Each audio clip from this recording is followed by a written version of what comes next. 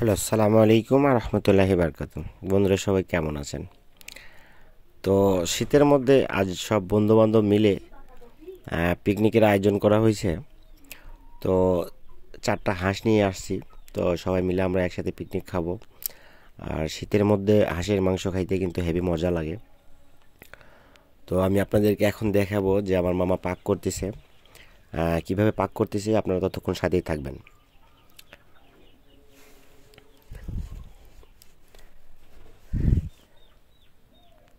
তারপরে পাক করা শেষ হয়ে গেল। এখন খাওয়ার জন্য আমরা সবাই বসে পড়লাম।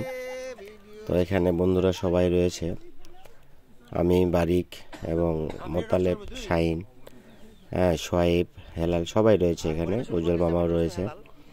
তো এখন যেটাকে বলা হয় সাগিদারি, সেটা হেলাল করতেছে।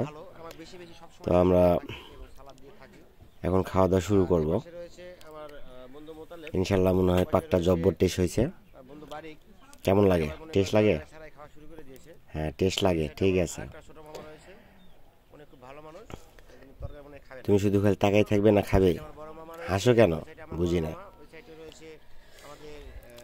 তো অল্প কিছুক্ষণের মধ্যেই আমাদের মাংস দেওয়ার জন্য বাটি নিয়ে আসতেছে।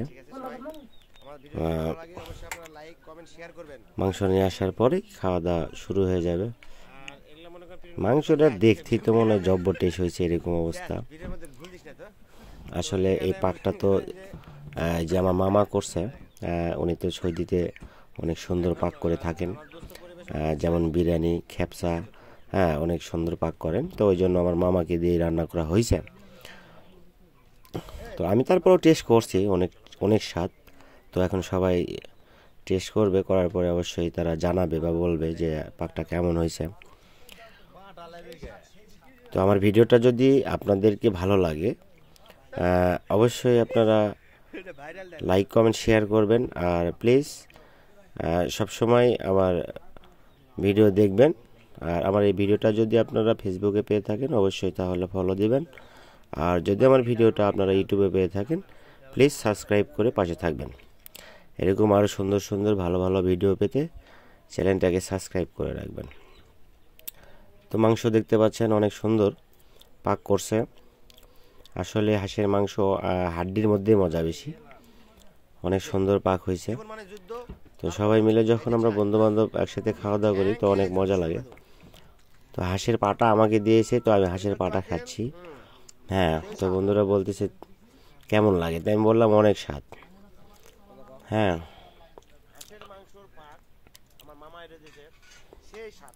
সেই স্বাদ। হ্যাঁ, আসলে হাঁসের মাংসের মধ্যে হাড্ডির মধ্যে মজা বেশি।